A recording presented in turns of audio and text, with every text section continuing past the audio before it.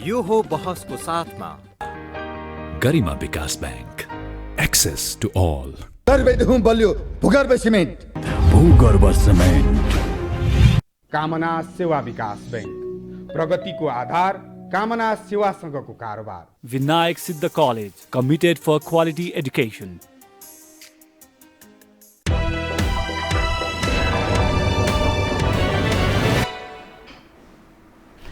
नमस्कार, यो बहसमा म यहाँहरूलाई हार्दिक स्वागत गर्दछु। जीवराम भण्डारी। आज यहाँहरू सामुन्ने उपस्थित हुनुहुन्छ लीलामणि पोखरेल। उहाँ स्थायी समिति सदस्य हुनुहुन्छ, नेपाल कम्युनिस्ट पार्टी नेकपाका प्रष्ट वक्ता पनि हुनुहुन्छ। उहाँसँग आज म समसामयिक विषयलाई केन्द्रमा राखेर कुराकानी गर्नेछु। एक, नेपाल कम्युनिस्ट पार्टी नेकपाको स्पष्ट बहुमत, झन्नै 2/3 बहुमत निकटको सरकार छ। यसबाट नेपाली जनले गरेको आशा। 2, के त्यस्तो समस्या छ जसका कारण यी जनअपेक्षाहरूलाई सम्बोधन हुन सक्दैन र कतिपय मुलुक, छिमेकी देशहरूसँगको सम्बन्धको विषय लगायत समसामयिक विषयलाई केन्द्रमा राखेर केही विश्लेषणात्मक ढङ्गले र केही सूचनामूलक ढङ्गले उहाँसँग म प्रस्तुत हुने, त्यस खालको जवाफको अपेक्षासहित प्रस्तुत हुने जमर्को गर्नेछु। सर्वप्रथम म उहाँलाई स्वागत गर्छु। स्वागत छ यहाँलाई। हजुर, धन्यवाद। अब म कहाँबाट प्रारम्भ गरेँ भने, बडा हामीले हेर्दा बाहिरबाट यहाँहरू पार्टीभित्र हुनुहुन्छ, महत्त्वपूर्ण जिम्मेवारीमा हुनुहुन्छ, यो नाटक जस्तो लाग्न थाल्यो। बैठक बस्छ। अब हिजोकै सचिवालयकै बैठकको कुरा सुन्दा, सचिवालय बैठक बस्यो, के निर्णय गर्यो भन्दा अलि होमवर्क बिना बसिएको रहेछ। अलिअलि असन्तुष्टि पनि भयो, प्रधानमन्त्री उप असन्तुष्टि पनि जाहेर गऱ्यौँ। बैठक यसै उसै गरेर ल्याङल्याङ लौरुङ गरेर सकियो। त्यसभन्दा झन्डै 1 महिना पहिले स्थायी समिति बैठक भयो। त्यो स्थायी समिति बैठक उप मानिसले के भने यो कुरा मिलेको हो कि के भएको, पछि बुझ्दै जाँदा के बुझ्यो भने यो एक किसिमको युद्ध विरामको स्थिति, कुरा मिलेको छैन, आफआफ्ना राय आफआफ्ना दृष्टिकोण छँदैछन् र त्यो युद्ध विरामको स्थिति हो। तर घटनाले देखाउँदै गयो यो टेरेको स्थिति छैन, एकले अर्कालाई कता कता निषेध, कुरो पनि मिलेको छैन। यो कसरी चल्छ? यत्रो समस्या छ। कोरोनाका बीच मानिसहरू खान लाउनकै गुजाराको समस्या छ। पार्टीमा यस्तो आन्तरिक अवस्था छ। प्रमुख प्रतिपक्ष ऊ असाध्यै कमजोर छ।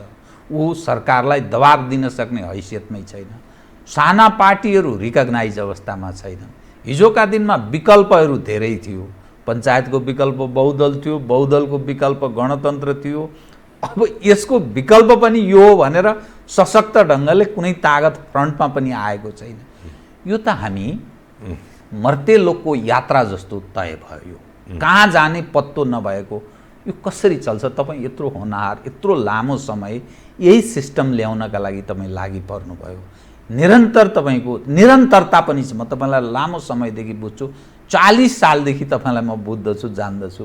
अब के गर्ने बताइदिनुहोस् त। मेरो यो सामान्य आम जनजिज्ञासा पनि हो यो, कृपया। ठिक छ जीवरामजी, यहाँले उठाउनुभएका समस्याहरू हेर्दाखेरि सामान्य देखिन्छन्, तर गम्भीर समस्या। राज्य कसरी सञ्चालन गर्ने, राज्य जनतामुखी कसरी बनाउने भन्ने नै सबैभन्दा महत्त्वपूर्ण हो। हामीले पोलिटिकल सिस्टमहरू कुनै पनि ल्याउन सक्दछौँ, तर त्यो पोलिटिकल सिस्टम ल्याउनु नै सक्नु होइन। त्यो पोलिटिकल सिस्टमभित्र कसरी काम गरिन्छ, कसरी जनतालाई डेलिभरी दिइन्छ, कसरी राष्ट्रियताको सम्वर्धन गरिन्छ भन्ने कुरा नै महत्त्वपूर्ण हुन जान्छ। यति बेला तपाईँले उठाउनुभएका विचार आम जनताका विचारहरू पनि छन्। मैले तपाईँको प्रोग्रामहरू हेर्छु, विभिन्न वक्ताहरूसँग गरिएका प्रश्नहरूका बारेमा पनि मैले हेर्छु, बुझ्छु, होइन। अब तपाईँले क्याटेगोरिकली 2-3टा कुराहरू अहिले उठाउनु भयो। हिजोको बैठकबाट बैठक पार्टीभित्र एक प्रकारको अन्तरसङ्घर्ष थियो र छ, निरन्तर छ। एकदम त्यसमा मैले अस्वीकार गर्नुपर्ने कुरा केही छैन। पार्टीमा सब मिलिसक्यो, सबै चिजहरू चाहिँ नि ठाकठुक भइसकेको छ भन्ने हो भने त त्यो नक्कली कुरा हुन्छ होइन, त्यो त नक्कली कुरा हुन्छ। ठाकठुक भइसकेको छ भएपछि त परिणाम आउनुपर्छ नि। त्यसको इमिडिएट परिणाम आउने कुराहरू हो, दीर्घकालीन कुराहरू होइनन्। पार्टीका गतिविधिका दैनिक काम कारबाही अहिले पनि काम कारबाहीहरू रोकिएर बसेका छन्। 1 महिना भयो हामीले स्थायी समितिको, आज 21 गते 4 दिन मात्रै बाँकी छ 1 महिना पुग्न। हामीले चाहिँ नि भाद्र 26 गते स्थायी समितिको बैठकको निष्कर्ष हामीले दिएका थियौँ। 15 बुँदे निष्कर्ष थियो। त्यसमा सरकारको काम कारबाही, पार्टी एकताको आवश्यकता, औचित्यता, पार्टीले खेलेका भूमिकाहरू, विगतमा खेलेका भूमिकाहरू, अहिलेको जिम्मेवारी र अहिलेको चाहिँ नि कोभिड-19 को चाहिँ नि महाप्रकोपको त्यसबाट कसरी डिल गर्ने भन्ने कुराहरू र सरकारका चाहिँ नि डेलिभरीका कुराहरू, सरकारले के कुरामा ध्यान दिनुपर्ने, कहाँ व्यवस्थापन भएन, करप्सन कन्ट्रोलका कुराहरू, निर्भयतापूर्वक भ्रष्टाचार नियन्त्रणमा लाग्नुपर्छ भन्ने कुराहरू, अनि त्यसपछि हाम्रो नेपालको अन्तर्राष्ट्रिय कम्युनिटीसँग खास गरिकन हाम्रो सीमा समस्या सम्बन्धमा के गर्नुपर्छ भन्ने कुराहरू, यी सबै कुराहरूका बारेमा केही न केही समझदारी हामीले गरेका हौँ। भले त्यो तत्कालको सन्दर्भमा ऐतिहासिक आवश्यकतालाई लिएर गरिएकै हो र फेरि अब केही शक्तिहरू पार्टीलाई पार्टी फुटोस् भन्ने चाहेका पनि हुन्, त्यसलाई विफल पार्नु पनि थियो। यो दुईटै कुराहरू अन्तर्विरोध पनि छ। बाह्य शक्तिले यो भित्र चलखेल गरेर यसलाई फुटाएर चाहिँ नि छिन्न भिन्न पार्दिन पाएदेखि आफ्नो चाहिँ नि अनुकूलताको चाहिँ नि ऊ गर्न सकिन्थ्यो, काम कारबाहीहरू गर्न सकिन्थ्यो भन्ने सोचेका पनि होलान्, छन् पनि। त्यसलाई पनि विफल पार्ने प्रयत्न, त्यो गाम्भीर्यतालाई महसुस गरेर पार्टी एकतालाई यति बेला अन्तरसङ्घर्ष प्रधान होइन, एकता प्रधान हो भनेर चाहिँ नि त्यो एकताको रूपमा त्यति बेला 26 गते हामीले एउटा निष्कर्ष निकालेका हौँ। त्यस पछाडि हामीले प्राथमिकता दिएका के हो त भन्दाखेरि एकीकरण प्रक्रियाका बाँकी कामहरूको पुरा गरिहाल्ने साङ्गठनिक रूपमा महाधिवेशनलाई लक्षित गरेर सङ्गठनहरूको निर्माण गर्ने प्रक्रिया थालनी गर्ने, पार्टीका विभिन्न संरचनाहरूको पूर्णता दिने कुराहरूका गर्ने, यी कुराहरू त्यसलाई लक्षित गरेर गर्ने कुराहरू छन्।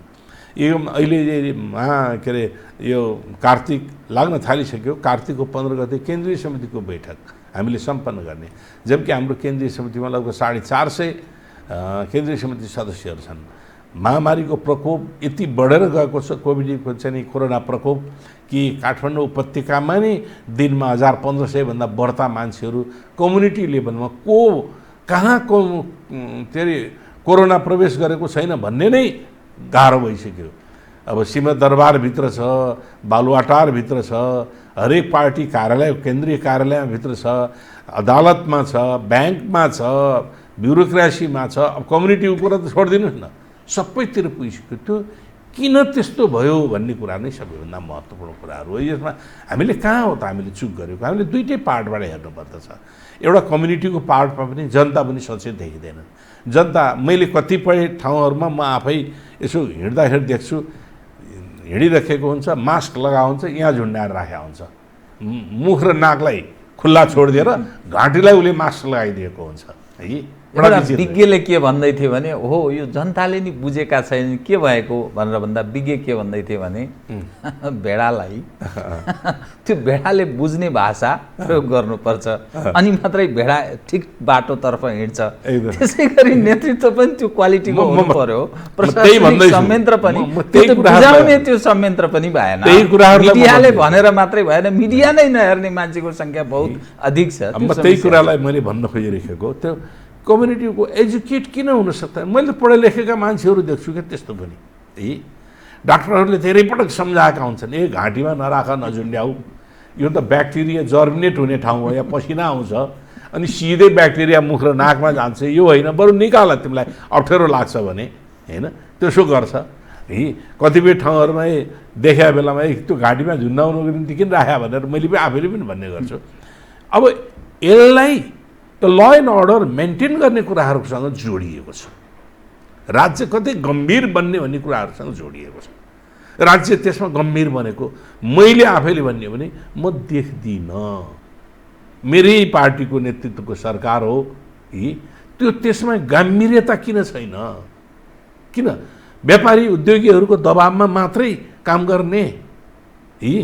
अब त्यो कुराहरू गर्नु भएन। उद्योगी व्यापारीहरूका निम्ति मुनाफा कमाउनु छ होला। ब्याङ्क हो, मैले कुनै आक्षेप लगाएको होइन। ब्याङ्कबाट लोन लिएको होला, व्यवसाय चलाएको होला, ब्याङ्कको ऋण तिर्नुपर्ने होला, ब्याज तिर्नुपर्ने होला, त्यसबाट घाटा लाग्यो होला। तर त्योभन्दा घाटा जीवनको घाटा छ, लाइफको घाटा छ। दिनौँ काठमाडौँ उपत्यकाभित्र 8-10 जना मर्न थालिसके होला। ती मर्थे होला अरू कारणले पनि, तर त्यसमा कोभिड पसिसकेपछि उनको आयु चाहिँ नि के भन्दा छोटियो कि। यो म्यानेजमेन्ट गर्ने काम, मूल काम राज्य हो। कम्युनिटीको सचेतता, समुदायमा सचेतता ल्याउने, अभियान चलाउने, ल एन्ड अर्डर मेन्टेन गर्यो भने यो कुराहरू हुन जान्छ। होइन हामीले एउटा चाहिँ नि के गर्थ्यौँ, व्यापारीहरूलाई के अरे यातायात खोलिदिउँ। के भन्यो, यसको मिनिमम नर्म्सहरू सेनिटाइजर र मास्क लगाएर गाडीमा चढ्नुपर्छ र चढाउनुपर्छ र त्यो यातायात व्यवसायीले पनि त्यसको व्यवस्था अनिवार्य गरेको हुन्छ, कठोरतापूर्वक।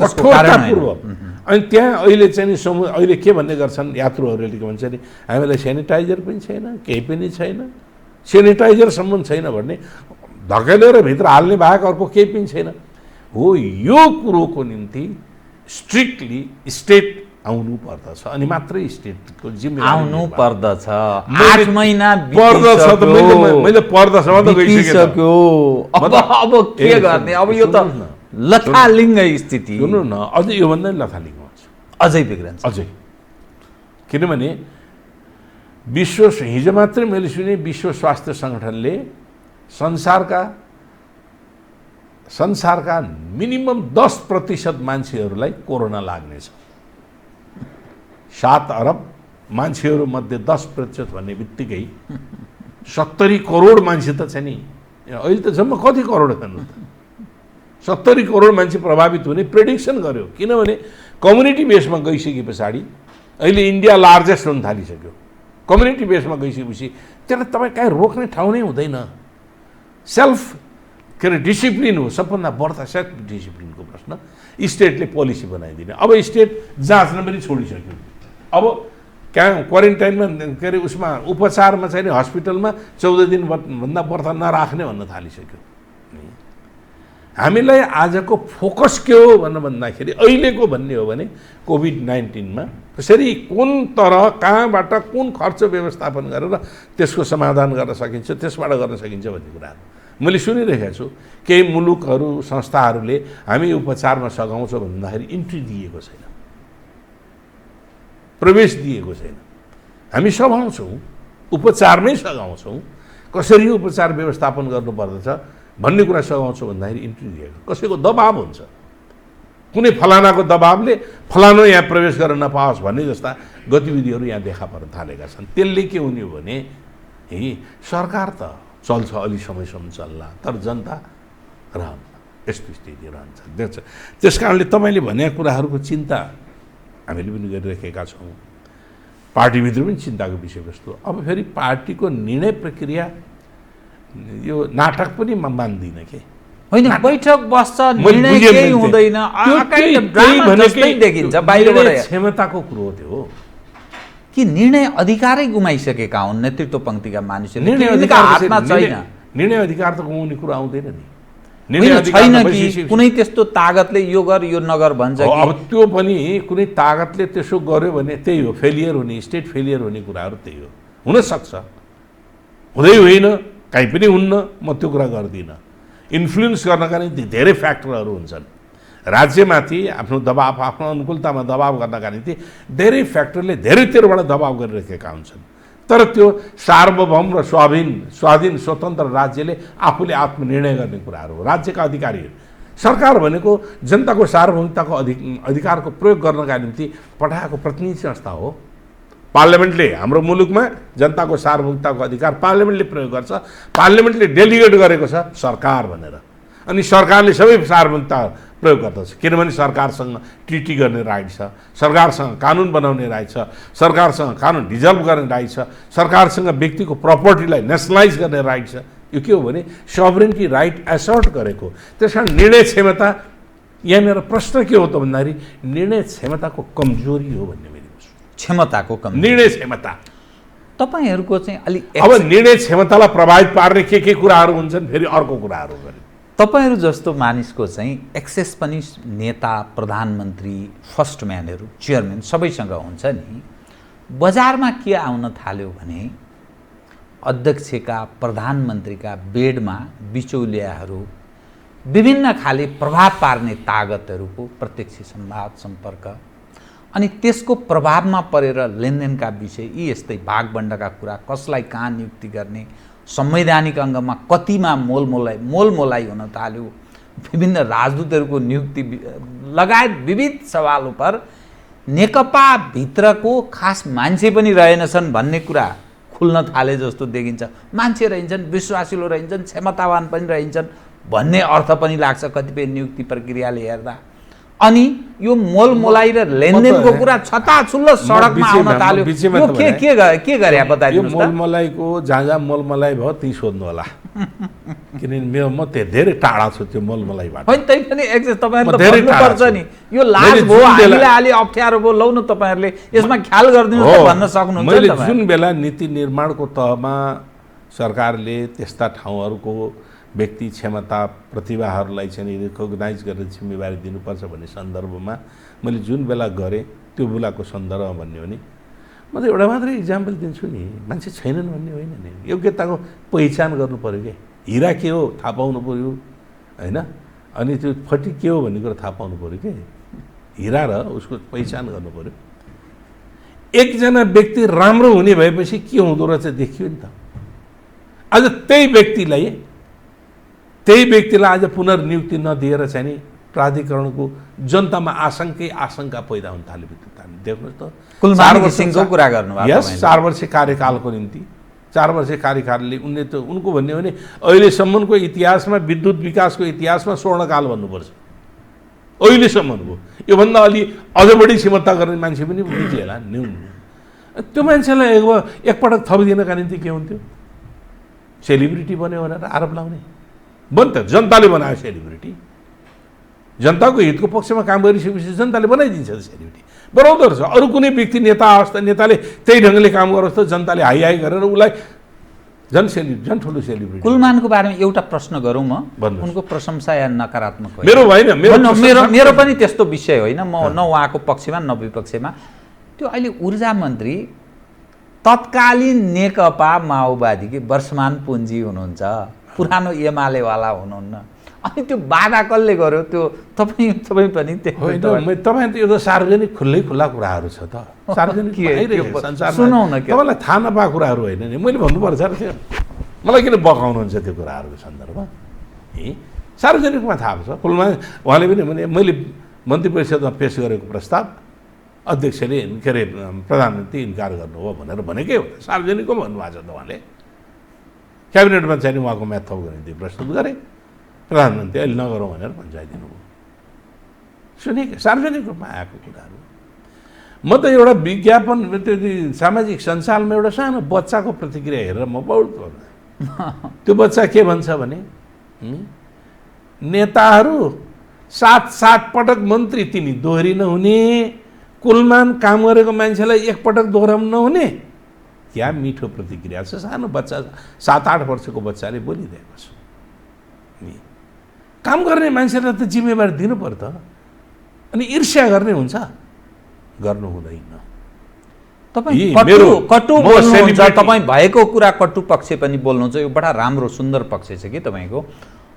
अब के गर्ने त? अब सरकारमा यस्तो स्थिति छ, पार्टीको यो अवस्था छ, संरचनाहरू पनि परिचालित छैन, पूर्णतः परिचालित छैनन्, संवैधानिक नियुक्ति अड्किएका छन्। तपाईँ कुनै चाहिँ नि अरू पनि विभिन्न खालका नियुक्तिहरू अड्किएका छन्, राजदूतहरूको नियुक्ति अड्किएको छ। फेरि त्यसमा नि लेनदेन हुन्छ। कयौँ समयसम्म चाहिँ नि उनीहरू खाली भएर बसिरहेका छन्। निर्णय प्रक्रियामा अवरोध छ। पोखरा युनिभर्सिटीको देखिरहेकै छ, कयौँ वर्ष पछाडि बल्ल भयो। त्यसमा पनि अरू पूर्णता प्राप्त गरेको छैन। अरू ठाउँहरू पनि त्यत्तिकै बाँकीहरू छन्। यो त सरकारले फटाफट गर्ने कामहरू। यसमा जुन संरचना, जुन एपरेटसहरू हुन्, त्यो एपरेटसहरू परिचालन भएन भने राज्यको कार्यान्वयन गर्ने कार्ययोजना कसरी परिचालित हुन्छ? यसैलाई भन्छ निर्णय क्षमता। अब के त यो यसरी पार्टी चल्छ, सरकार चल्छ, अनि भोलि 3 वर्ष त व्यतीत भइसक्यो। स्थानीय सरकार, केन्द्रको सरकार 2.5 वर्ष नागिसक्यो, 3 वर्ष केन्द्रकै पुग्न लागिसक्यो। 2 वर्षपछि त चुनावमा जानुपर्छ, के भनेर जाने भोट माग्न? अब तपाईँले मलाई यो धर्म सङ्कट पारिदिनु भयो। होइन, कटु छ त्यो आउँदैछ, त्यो सङ्कट त्यसकारणले त आउँदैछ। मैले भनिरहेको छु यही स्थितिलाई लिएर चुनावमा जाने हो भने यही स्थिति अहिलेको जुन स्थिति छ त्यतिलाई मात्र लिएर हामीले कुनै अरू ड्रामेटिकली केही परिवर्तन गर्ने नीति, कार्यक्रम, कार्ययोजना नल्याइकन चाहिँ चुनावमा जाने भने हाम्रो निम्ति धेरै ठुलो नकारात्मक लेसन मात्रै हुन सक्छ, मलाई लागेको कुरो।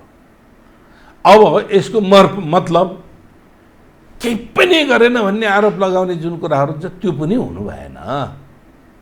हामीले 100% खोजेका थियौँ भने 25% पो मात्रै भएको छ कि त, होइन? दीर्घकालीन रूपमा गरिने कुराहरू यसरी मूल्याङ्कन त्यो तथ्यका आधारमा मूल्याङ्कन गरिनुपर्ने हुन्छ। हामीले ल राष्ट्रियताको सम्बन्ध नक्सा प्रकाशित भएको थिएन नि त, भयो त, होइन? संविधानमै संशोधन गरेर यो त राष्ट्रियताको प्रश्न हो। तर त्यस पछाडि कसरी प्राप्त गर्ने भन्ने कुराहरूका बारेमा हाम्रो मुभ चाहिँ नि कमजोर भएको देखिएको छ। बहुत महत्त्वपूर्ण, तपाईँ त्यही नै ठिक महत्त्वपूर्ण विषय कमजोर भएको देखिएको छ। हामीले अरू कुराहरू बारेमा कोभिड-19 को चाहिँ नि कोष 10 करोड रुपियाँ जम्मा गर्नका निम्ति हामी संवाद गर्ने, हामीले यही संवादमा हामीले यो सीमा सम्बन्धी हाम्रो सीमाको बारेमा संवाद गरौँ भनेर हामीले किन नभन्ने? त्यही 2 वर्ष 2.5 वर्षदेखि थन्केर बसेको इपिजी रिपोर्ट त्यसले समस्या समाधानको एउटा बाटो निकाल्थ्यो नि, त्यहाँनिर पनि थियो नि त। त्यही इपिजी रिपोर्ट अहिलेकै सरकार, भारतीय सरकारको एकदम विश्वासिलो पात्रले तयार पारेर सहमतिमा तयार पारेका हुन्। उनी त अहिले गभर्नर बनेर गएका छन्, महाराष्ट्रको सायद महाराष्ट्र गभर्नर बनेका छन्। अनि त्यही सरकारले त्यो रिपोर्ट किन नबुझ्ने? त्यो रिपोर्ट जनताको प्रपर्टी हो, हामीले किन हेर्न नपाउने? म अहिले पनि माग गर्छु त्यो रिपोर्ट हामीले हेर्न पाउनु, किनभने जनताको प्रपर्टी, जनताको कर खर्च गरेर त्यो रिपोर्ट तयार भएको छ र राज्यका प्रतिनिधिहरूले कुनै पनि चिज काम कारबाही गर्छन्, राष्ट्रिय सुरक्षामा असर पर्ने कुरा बाहेक अरू कुराहरू जनताले देख्न पाउनुपर्छ। यो त पोलिटिकल रिपोर्ट। मैले परराष्ट्र मन्त्रीजीलाई कहाँ गयो त्यो रिपोर्ट भन्दा उहाँले यसो गरेर मलाई मन्त्रालयमा त्यही छ तर त्यो बन्द छ, किनभने त्यो हेर्ने त्यो स्थिति रहेन भन्ने उहाँको भनाइ। अब त्यो एउटा बनाउनु हो, नर्म्स बनाउनु हो, भारतीय प्रधानमन्त्रीले बुझेपछि नेपालको प्रधानमन्त्रीलाई बुझाउने, होइन? कमसेकम नेपालका प्रतिनिधि 2 जनाले त रिपोर्टमा के छ भन्ने थाहा छ नि त। त्यो 2 जनाले सबै कुरा गोप्य राखिरहेका होला नि त। हामीले तयार पारेको रिपोर्टमा केही पनि छैन, अथवा हामीले पारेको रिपोर्टमा हामी केही पनि अहिले भन्न सक्दैन भनेर गोप्य नै आएको होला र? हुँदैन, मानवीय स्वभाव हो। सरकारले केही परराष्ट्र मामिलामा छिमेकी देशहरूसँग राम्रो काम पनि गरेको छ, जस्तै व्यापार र पारवाहनको सन्धि र सम्झौता गर्यो, राम्रो हो। बेल्ट रोड इनिसिएटिभ उपर हामीले कमिटमेन्ट जनायौँ, हस्ताक्षर गऱ्यौँ, सारा चिज गऱ्यौँ। तर चीनका कतिपय नेपाली मानिस छ नि जो विज्ञहरू, त्यो त भयो, कार्यान्वयन केही भएन, अगाडि नै बढेन, त्यो त उही सम्झौता भयो, सन्धि भयो, काम केही हुँदैन, यो त के गर्या के नगर्या, यो के गर्या, यो पनि ड्रामा होइन। त्यसलाई ड्रामा भन्नु भएन। स्टेटको पोलिसी निर्धारण भयो, राज्यको नीति निर्धारण भयो, कार्यान्वयनमा जाँदैन। म त्यही कुराहरू जो नीति निर्धारण हुनु एउटा पक्ष हो, कार्यान्वयन गर्नका निम्ति हामीले कार्यान्वयन गर्ने जुन हाम्रो चाहिँ नि एपरेटस छ नि, हाम्रो चाहिँ संयन्त्र छ नि, त्यो संयन्त्रलाई इफेक्टिभ परिचालन नगर्नु, त्यसका 2टा शङ्का पैदा हुनुहुन्छ। नीति बनायो, ल यो पोजिटिभ आयो, कार्यान्वयन भएन, के हो भने नीति बनाएर देखाइदिएर कार्यान्वयन भएन भन्ने खालको एउटा चाहिँ नि आउन सक्दछ। त्यो प्रतिक्रिया हुन्छ नि स्वाभाविक रूपमा। त्यस कारण नीति बनाइसकेपछि कार्यान्वयन गर्नुपर्छ। मलाई सी जिनपिङले चाहिँ रात्रि भोजमा, यही सोल्टीमा रात्रि भोजमा दिएको भाषणको मलाई थोरै सम्भावना। कृपया भन्नु त के? तपाईँ निर्णय गर्ने निर्णय गरेरलाई कार्यान्वयन गर्नुहोस् भने उनले सङ्केत गरेका हुन्। साङ्केतिक भाषामा जुन अहिले देखिरहेछ कुरा गरेर हुँदैन, कार्यान्वयनमा खट न भन्नु भनेको। अब अहिले सुन्दैछु मैले चीनसँग गरिएका थुप्रै योजना सम्बन्धी समझदारीहरू छन्, एउटा पनि अगाडि बढेन। किन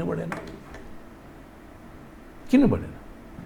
हाम्रो परराष्ट्र सम्बन्धमा कतै त्रुटि पो छ कि कुनैले कसैले हामीलाई चीनसँगको सम्बन्ध विकासका सन्दर्भमा अवरोध पालिरहेको छ कि? राज्य त सोभरेन हो। हाम्रो आवश्यकताले गर्यो, हामीले आवश्यकताले गरेका कुराहरूलाई अगाडि बढाउनु पर्छ पर्दैन?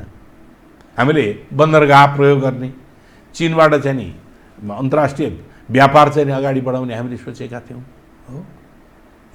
अब हाम्रो चाहिँ नि यो एक्सेसहरूलाई सहज ढङ्गले हामीले चाहिँ प्रयोग गर्ने कि नगर्ने? अब अरू थुप्रै कुराहरू छन् क्या, जुन कुराहरू निर्णय गरेका कुराहरू कार्यान्वयन नभएर रोकिएका छन्। अब हामीले सुन्नमा आउँदाखेरि त कार्यान्वयन गर्नका निम्ति मन्त्रालयभित्र नै थुप्रै यस्ता लबी छन् जुन लबीहरूले अवरोध गरिरहेका छन्। मन्त्रीभित्रको पनि त्यस्ता लबी छन् जुन मन्त्रीमण्डलले ती कुराहरूलाई अवरोध गरिरहेका छन् भन्ने कुरा सुन्नमा आउँछन्। यही सञ्चार माध्यमहरूले बेला बखतमा भन्ने गर्छन् नि, कहिलेकाहीँ भित्री कुराहरू भनेर लिएर आउँछन्। त्यही कुराहरू सुन्छौँ, व्यक्तिको मुखबाट त हामीले सुनेका छैनौँ।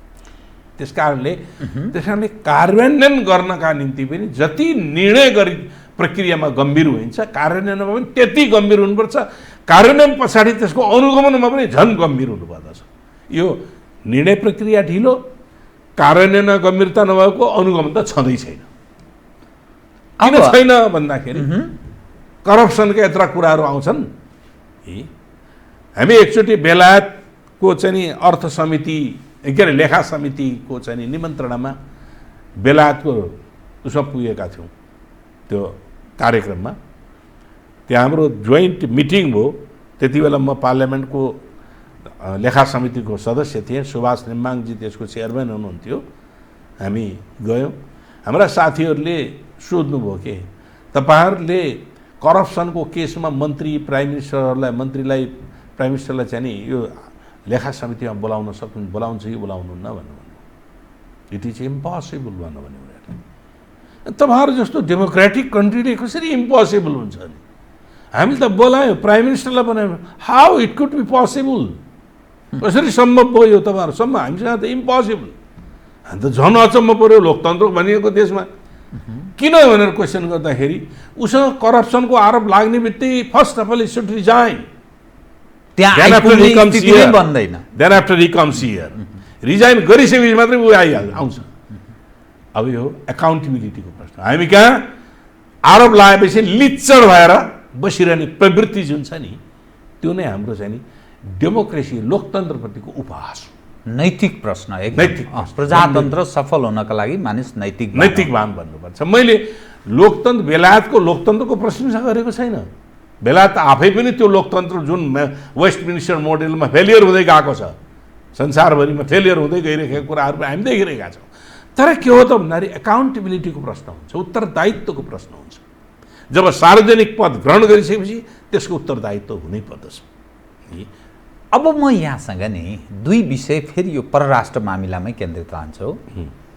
कालापानी, लिपुलेक, लिम्पियाधुरा नक्सा जारी भयो, राम्रै गर्यो सरकारले। यसमा प्रशंसा पनि गरेका छन्। सबै तागत, नेपालको आन्तरिक तागत एक ठाउँमा उभिएको पनि छ। अनि अब त्यो नक्सा त जारी भयो, अब के भयो त? हामी त्यही नक्सा मात्रै लिएर बसिरहने कि भोग चलन भोगाधिकार सबै उसको छ? के गर्ने? एउटा कुरा के भने नि फेरि एउटा नेगेटिभ प्रचार पनि भएको छ। नक्सा त ल्याऊ खै जमिन भनेर यो लामो कालदेखिको लामो ऐतिहासिक पृष्ठभूमिबाट देखा परेको विवाद पनि होइन यो। इन्डियन एग्रेसन, इन्डियन एटिच्युड, हेगेमोनिक एटिच्युड, है विस्तारवादी चाहिँ नि जो मनस्थिति छ इन्डिया राज्य सत्ताको, त्यो राज्य सत्तासँग तुरुन्तै हामीले परिवर्तन गरिरहन तत्कालै सम्भव नहुन सक्छ, गाह्रो। त्यस कारणले यो कूटनैतिक माध्यमबाट नै यसलाई ल्याउनु पर्ने हो। तुरुन्तै हुँदैन थियो नै।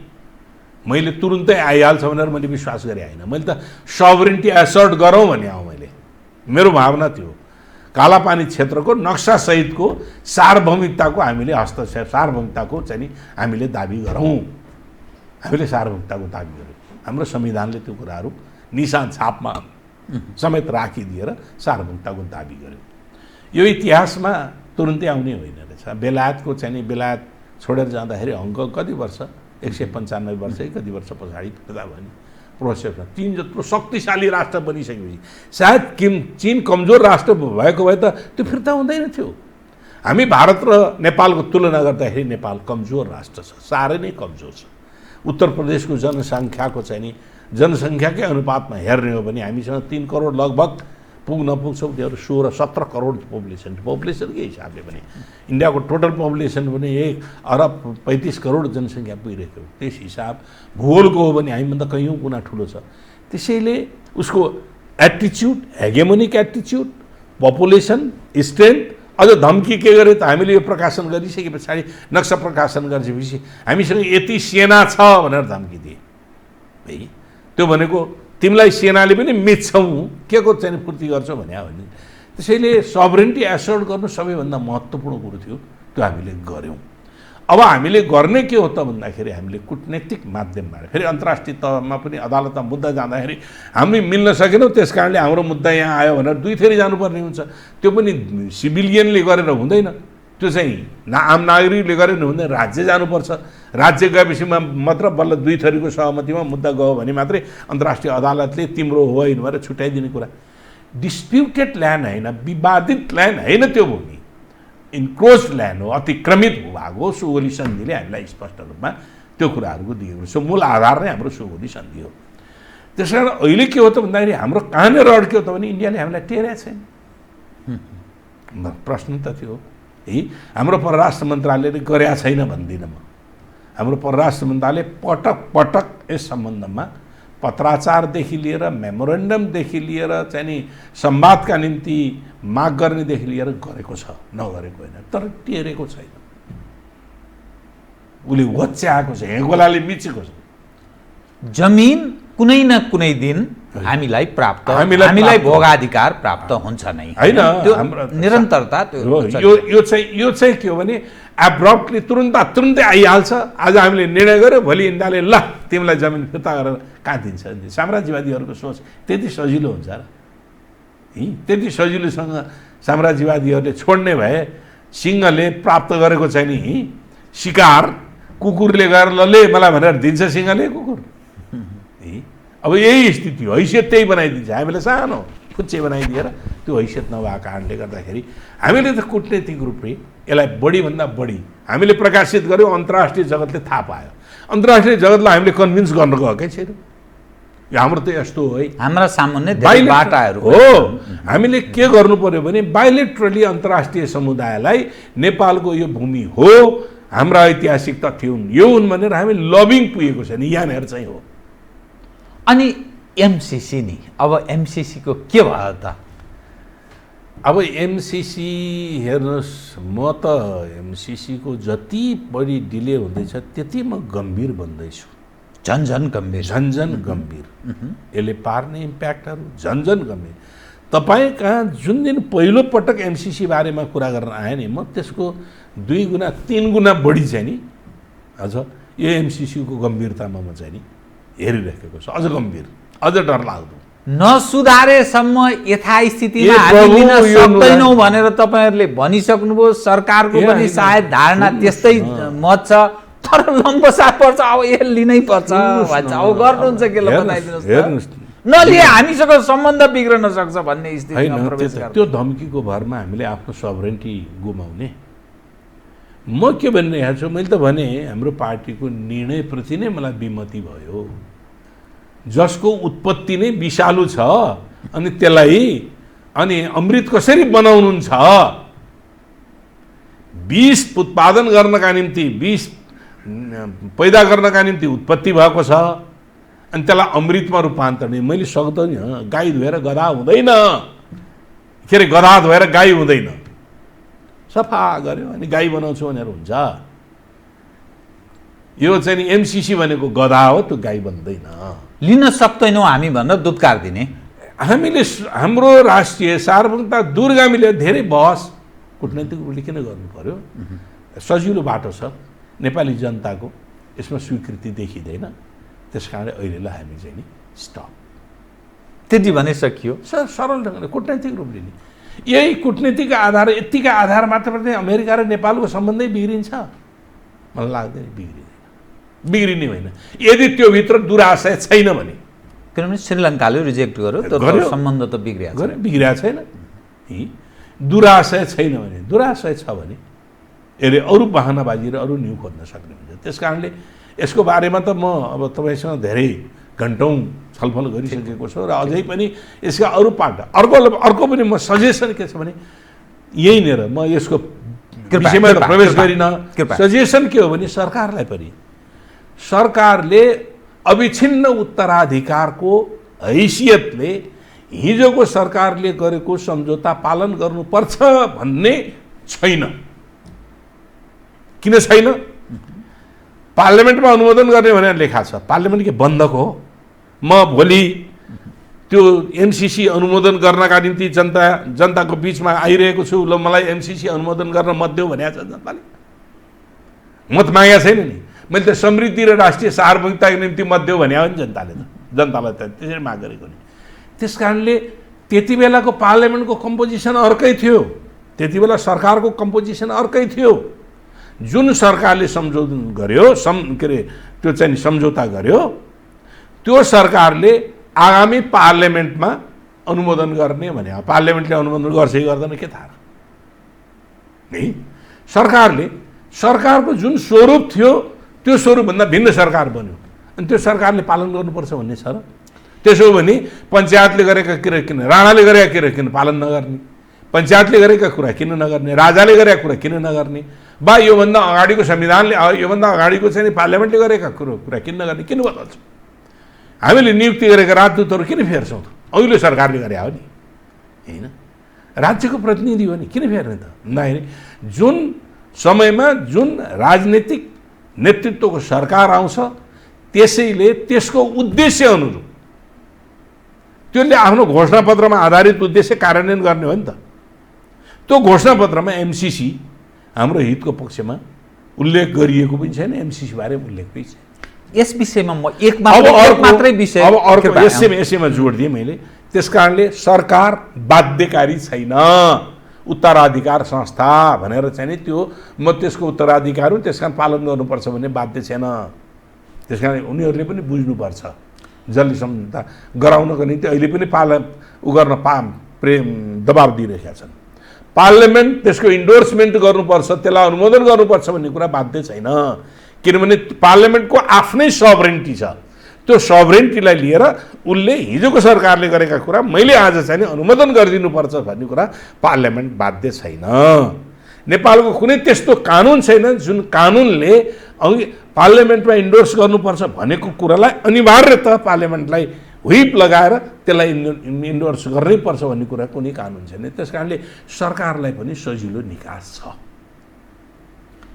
तपाईँ प्रष्ट हुनुहुन्छ, झलनाथजी पनि यस सवालमा मसँग नै केही दिन अगाडि यही इन्टरभ्यूमा कुरा गर्दै हुनुहुन्थ्यो, प्रष्ट हुनुहुन्छ। प्रचण्डजीको पनि कुरा देखिन्छ, माधवजीहरू, भीमरावजीहरू सबै। प्रथम भने है मैले यसका बावजुद पनि भोलि त्यो ग्रहण गर्ने अवस्थामा सरकार प्रवेश गर्यो भने के गर्नुहुन्छ? अनि के गर्नुहुन्छ भोलिको कुरा प्रेडिक्सन भन्न जाउँ है। यदि सरकारले त्यो कुरा स्वीकार गर्यो भने है, निर्णायक स्थितिमा त्यो कुरो स्वीकार गर्यो भने त्यो चाहिँ नि आत्मसमर्पणवाद हुन्छ। आत्मसमर्पणवाद हुन्छ।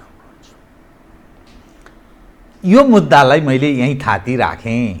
समसामयिक आन्तरिक राजनीति, आन्तरिक अवस्थामा यो गरिबको पार्टी, कम्युनिस्ट पार्टी, गरिबको हित गर्ने पार्टी, नेता देखिएन, त्यस्तो गरिब देखिएन। अब पहिले देखिया थियो त पछि त्यस्तो देखिँदैन, मान्छेले प्रश्न उठाउन थाले।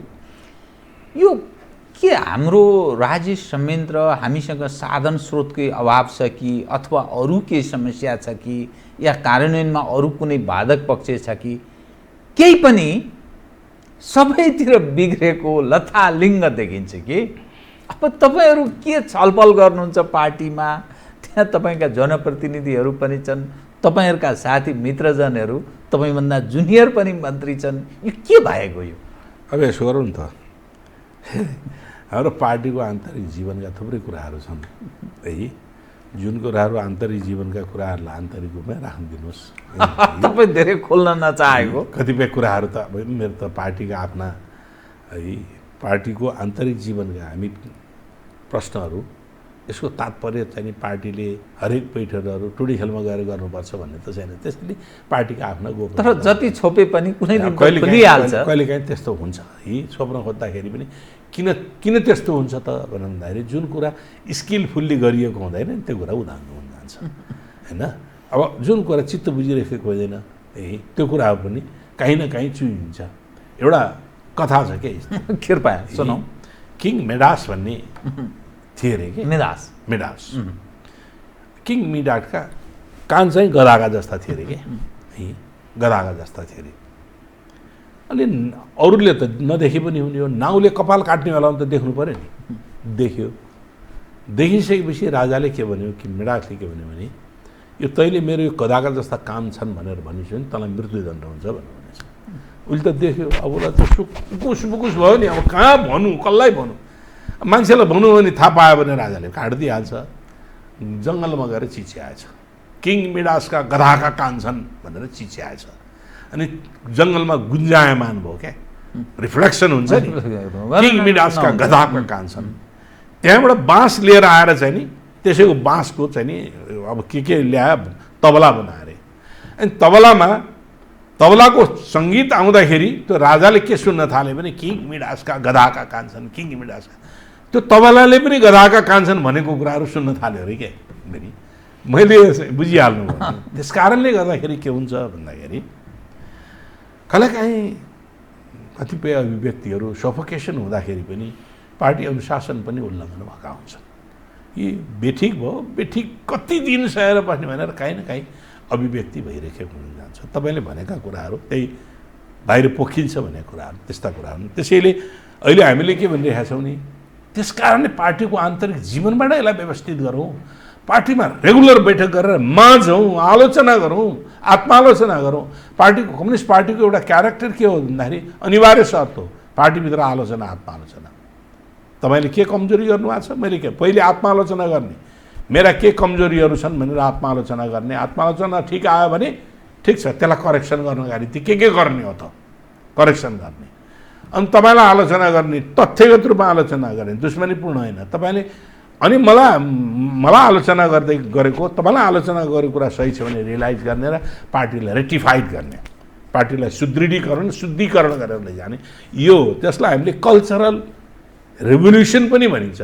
यो विकृत ढङ्गले मान्छे मार्ने कुरा गर्ने मात्रै होइन क्या कल्चरल रेभोल्युसन भनेको, हाम्रा सांस्कृतिक रूपान्तरण गर्ने कुराहरू। अब तपाईँले गरिब पार्टी भन्नु भने धनी नेताहरू भन्नु यही हो, कल्चरल ट्रान्सफर्मेसन कुन दिशातिर हुनुपर्ने त भन्दाखेरि जुन वर्गको मुक्तिको कुरा उठाएको छ नि, त्यो वर्गको मुक्तिसँग जोडिनुपर्ने कल्चरल ट्रान्सफर्मेसन, त्यो वर्गको विपरीत दिशातिर ट्रान्सफर्मेसन भएको छ कल्चरली। अनि यो कहिलेसम्म यति नै यस्तै रहिरहनु, किनभने तपाईहरुको सन्निकट छ, यो सबै चीज सन्निकट छ। महाधिवेशन सायद गर्नै पर्छ, चुनावमै पर्छ, सबै चीज जनताका माझमा जानै पर्छ। व्याख्या गरेको कुरा भन्दा पनि म आफै भन्छु नि त्यो कुरा कृपया त भन्दाखेरि यसले ध्वंसमा लैजान्छ हामीलाई, कम्युनिस्ट पार्टीबाट विचलित बनाउँछ। गैर कम्युनिस्ट पार्टी ब्रान्ड चाहिँ कम्युनिस्ट पार्टी बन्दै जाने, बनिरहने, किनभने त्यो जनताको चुनावको बेलामा दिने आश्वासन छ नि। हामी पार्लियामेन्ट्री पार्टीभन्दा डिफर के छौँ भन्दैछु म, पुँजीवादी पार्टीभन्दा हाम्रो सांस्कृतिक जीवन, उठ बस खानपिन लगाइ खवाइ हिँडाइ डुलाइ, हाम्रो आचार व्यवहार, हाम्रो चाहिँ आर्थिक जीवन पद्धति, हामी कहाँनिर फरक भयौँ। यो जनताले हामीले, त्यस कारणले जनताले भन्छ तिमी बराबरै हो भनेर भनिदिन थालिसकेको छ। यो हामीले डिफर गर्नुपर्ने, हामीले भनेको भाषणले मात्रै कुराहरू भएन, हाम्रो व्यवहार जनताले हेर्नुपर्ने कुराहरू हो। यहाँनिर हो हाम्रो चाहिँ नि समस्या। कल्चरल्ली हामी चाहिँ नि गलत ठाउँमा उभिँदैछौँ। हामी अहिलेसम्म हामीले भनिरहेका छौँ हामी बहुसङ्ख्यक उत्पीडित श्रमजीवी जनताको हितको पक्षमा मुक्तिको कुरा गर्छौँ भने त्यही ढङ्गले व्यवहार गर्नु पर्यो है। दलाल पुँजीवादलाई समातेर बोकेर समाजवादमा गइँदैन। एक सन्दर्भ अलिकति जोडिन्छ कि हामी गौरव पनि गरिरहेका छौँ, प्रधानमन्त्रीले अर्थात् सरकारले नेपाल कम्युनिस्ट पार्टी नेकपालाई नै यसको नेतृत्व लिएको हुनाले यसलाई निरन्तर जस पनि जान्छ।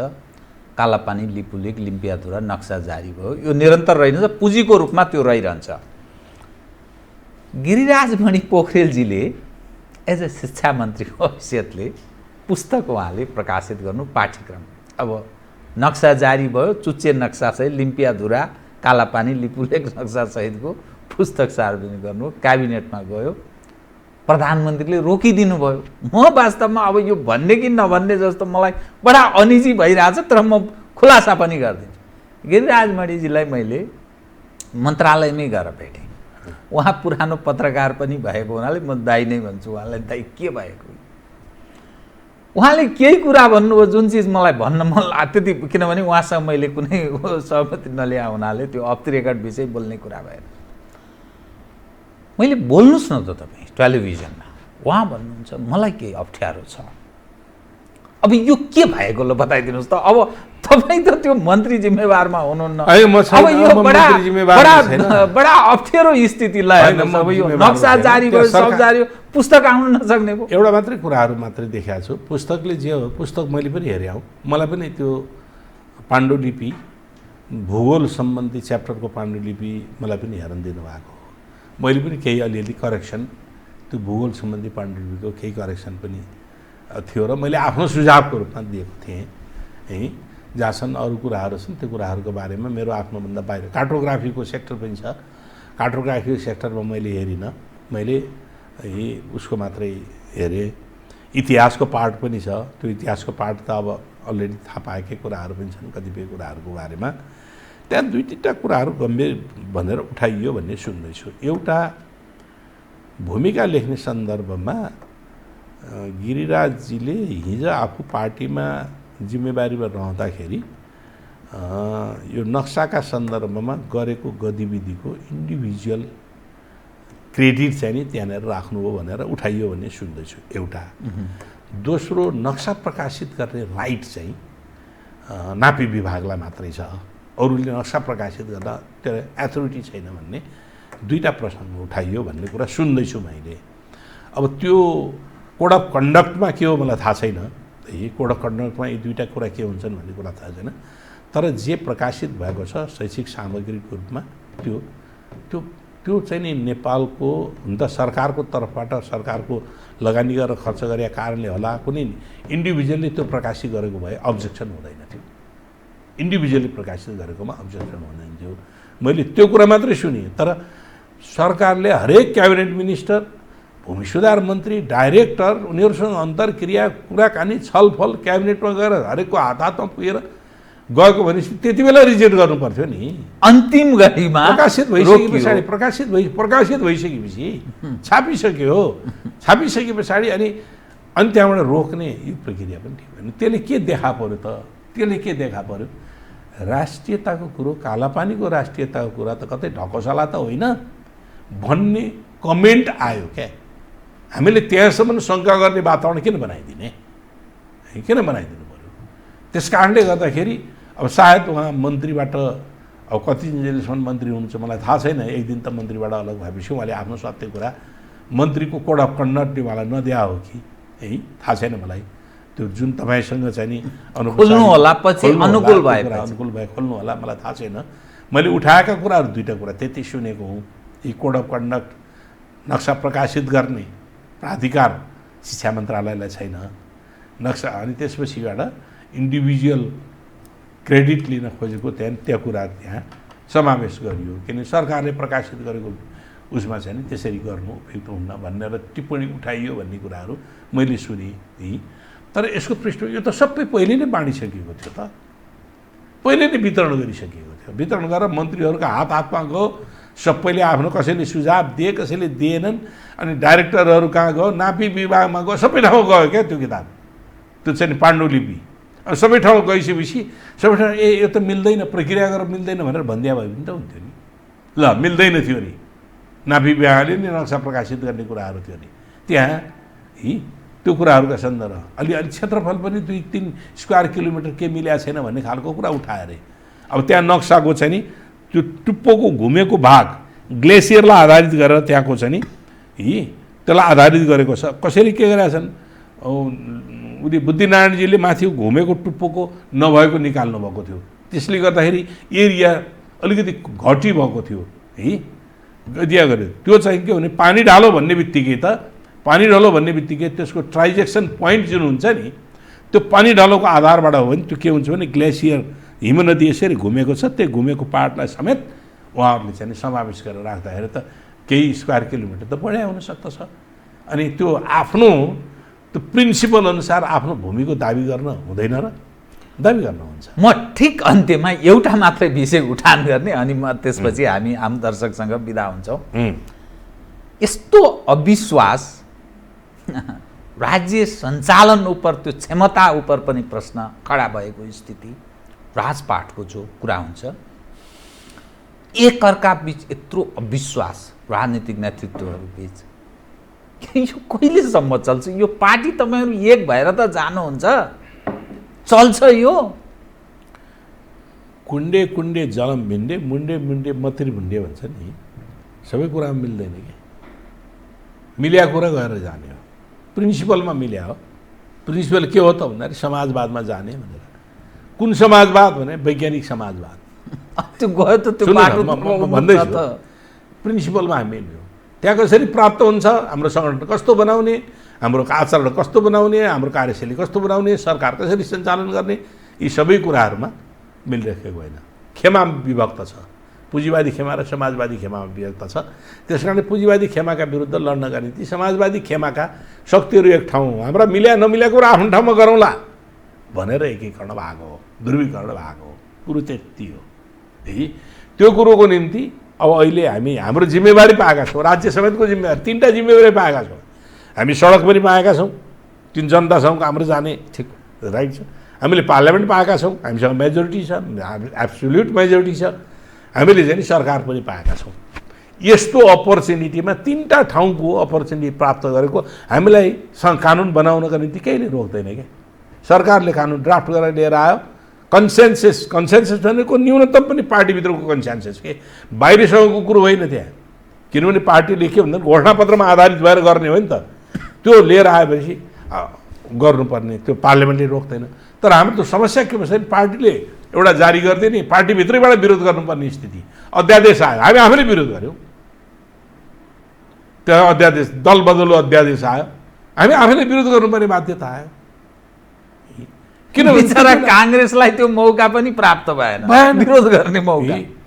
अपोजिसन त कहाँ होगा? त्यस कारणले गर्दाखेरि के हो भन्नुहुन्छ भने त्यो चाहिँ पार्टीको पार्टीभित्र पार्टी सरकार र पार्टीको बीचको जुन संयन्त्र सञ्चालन गर्ने ऊ हो नि, त्यो मेकानिजम हो नि, त्यो त पार्टीले गाइड गरेको हो क्या। सरकार चाहिँ नि सरकार एब्सोल्युट होइन, पार्टीको घोषणापत्रमा आधारित गरेर निर्वाचन लडेको हो, पार्टीको घोषणापत्रमा आधारित भएर सरकार सञ्चालन गर्छौँ भनेको हो, पार्टीको घोषणापत्र आधारित भएर हामीले काम देशको चाहिँ नि आर्थिक सामाजिक सांस्कृतिक विकास गर्छौँ भनेको हो। अनि पार्टी हामी सरकारमा गइसकेपछि हामी पार्टीले चाहिँ नि भने मान्दैन भन्न पाइन्छ? त्यो राज्य सञ्चालनको क्षमतामाथिको पनि प्रश्न हो कि? अफकोर्स म त एकदमै त्यही नै भन्छु। राज्य सञ्चालनको क्षमता डिसिजन मेकिङ प्रोसेसमा मैले सुरुमै स्टार्टमै भने निर्णय क्षमतामा कमजोर भनेर भनेकै छु त मैले। अनि त्यो प्रधानमन्त्रीको प्रेरोगेटिभ राइटमाथि इन्टरफियर हो भन्ने विषय पनि उठाउन थाले नि। प्रधानमन्त्रीको प्रेरोगेटिभ राइट त्यसबाट हो, प्रधानमन्त्री केबाट बनेको? पार्टीले बनाएको हो नि त। पार्टीले प्रधानमन्त्रीको संसदीय दल नेता चुन्यो हो कि होइन? दल नेता चुनिसकेपछि यो देशको कार्यकारी प्रमुखको रूपमा चाहिँ पार्टीले पठाइदियो। अनि पार्टीको होइन म पार्टीले भनेको कुरा मान्दैन भन्न पाइन्छ र? होइन, पार्टी प्रचण्डजीको, सरकार ओलीजीको त्यो पनि होइन। पार्टी कलेक्टिभ लिडरसिपको हो, सामूहिक नेतृत्वको हो, नीति निर्माणका निम्ति सामूहिक हुन्छ, जिम्मेवारी उत्तरदायित्व व्यक्तिगत हुन्छ। प्राइम मिनिस्टर अथवा कुनै पनि मन्त्रीले गरेको कामको व्यक्तिगत उत्तरदायित्व हो है। तर निर्णय गर्ने, नीतिगत निर्णय गर्ने सामी जस्तो मन्त्री परिषदले निर्णय गर्ने भन्नु भने मन्त्री परिषदका मेम्बरहरूले गर्ने हो नि त। वेस्ट मिनिस्टर मोडेल होइन भनेर बुझ्नु पर्यो क्या हामीले यहाँ। तर यसलाई वेस्ट मिनिस्टर मोडेलको बनाउन थालियो। किन होइन भन्दाखेरि हामीले संहिता, वेस्ट मिनिस्टर मोडेलमा छ संहिता? छैन। 3टा सरकारको व्यवस्था छ? छैन। समावेशी समानुपातिक व्यवस्था छ? छैन। जब वेस्ट मिनिस्टरमा यो छैन भने हाम्रो सरकार सञ्चालनको विधि वेस्ट मिनिस्टर मोडेल हो भनेर किन मान्ने? यो मान्न सकिँदैन नि। त्यसकारणले पार्टीले नेतृत्व गरेको हो, पार्टीले नेतृत्व गरेर सरकारमा प्रतिनिधि पठाएको, पार्टीले रिकल गर भन्यो भने पार्टीले फिर्ता गर भन्यो भने फिर्ता हुनुपर्छ। त्यो दिन पनि आउन सक्छ। त्यो कन्स्टिट्युसनली त्यो दिन पनि आउन सक्छ। त्यो त आउन सक्ला नसक्ला अर्को पार्ट हो। हस्, धन्यवाद छ यहाँलाई। आदरणीय दर्शकबिन, उहाँ हुनुहुन्थ्यो लीलामणि पोखरेल, नेपाल कम्युनिस्ट पार्टी नेकपाका स्थायी समिति सदस्य। समसामयिक विषयलाई केन्द्रमा राखेर गरिएको कुराकानी। म सहित मेरो सम्पूर्ण युनिटलाई कार्यक्रमबाट बिदा दिनुहोस्, तर यो हो टेलिभिजन, हेर्दै रहनुहोला। नमस्कार।